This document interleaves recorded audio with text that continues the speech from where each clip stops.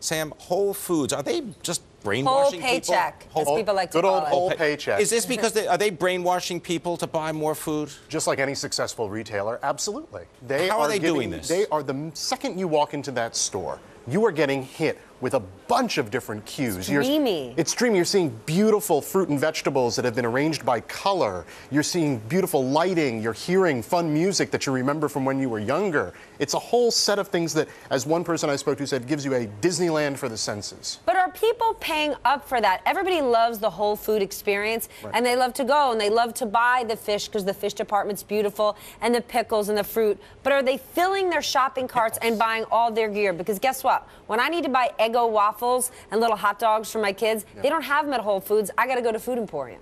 That's right. I mean, the selection at Whole Foods is going to be a bit different than a large multi-brand supermarket. That being said, Whole Foods has been trying to move into other categories, particularly with their store brand, 365, and that has been very successful. John, what's your take on Whole Foods? Well, they've done a terrific job since the last recession offering better value to the customer. They've really done that through 365 primarily. So, you know, the whole What's 365 for those that don't shop Sure. at Whole So that's Foods? their, you know, if you go to Kroger, you get the Kroger brand. If you go to Whole Foods, you get the 365 brand. So it's their store brand. You'll pay a lot less than if you bought national brand organic product. But Whole Foods, for the most part, is filled with all these super swank boutique brands. Should they just cut those out completely and go 365?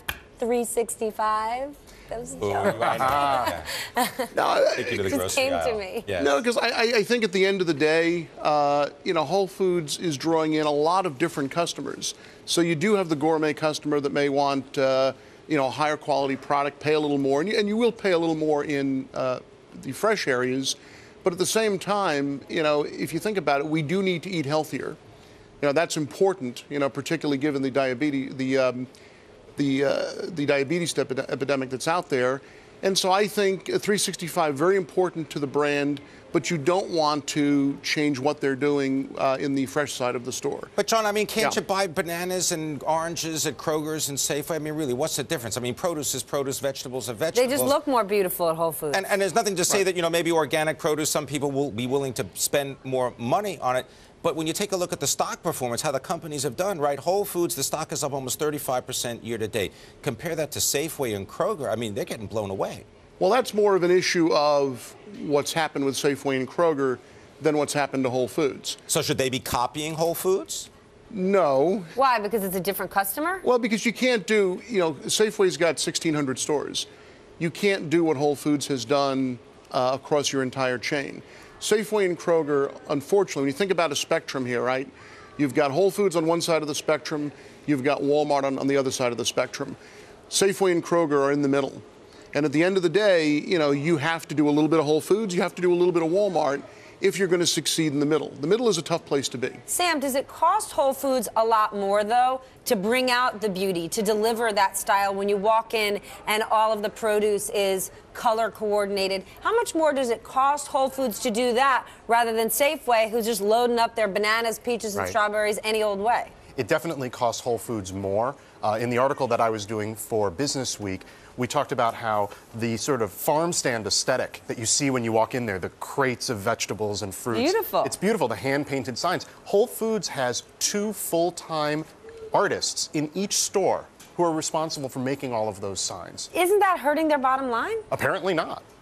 Isn't this something that the other companies can copy a little bit of, John? I mean, these are things that they can do. Sure. We know that, for example, Safeway has their own generic brand that they've been doing very well with, and they just did a big revamp of their grocery stores. Well, that's true. I mean, if you look at Safeway, they have remodeled most of their stores into the lifestyle format.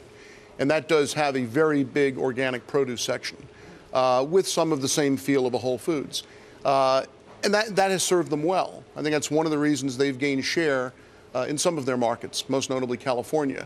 But you can't do that if you're a traditional food retailer.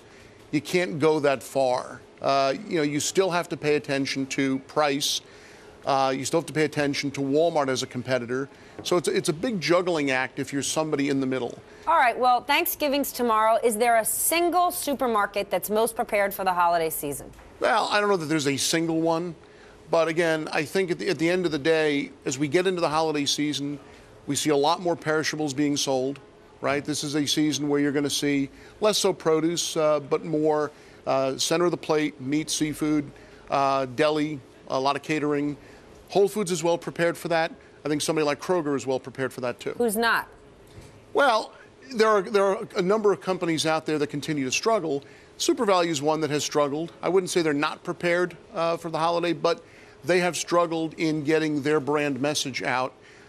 They're working on it, working on pricing, but they've struggled more than any other public. What about pharmacies offering fresh produce and lunch and those kinds of things? Because you've seen that a lot. Sure. That's Wayne a big Reed, introduction, right here in New exactly, York. yes. Well, you'll do that for grab and go, right? So if you have a lunch trade, somebody can pop into Duane Reade and get a sandwich, get a salad, that will happen.